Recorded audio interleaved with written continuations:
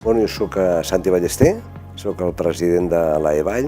El 80% de les empreses del nostre territori són empreses petites i mitjanes. I aquest 80% no arriben a tenir més de 10 empleats. En un moment de digitalització estem intentant ajudar-los en aquest sentit. Els reptes que tenim és intentar la reindustrialització, el que els propis empresaris es vagin reinventant en la seva feina, d'aquí ve la possible creació, com han fet, de l'Aeros, perquè necessitem una mobilitat dintre del territori, una mobilitat de persones, mobilitat de serveis, mobilitat de mercaderies. Això és una que és un repte que tenim que demanar i exigir. Les empreses no són mai el problema, en tot cas són part de les possibles solucions.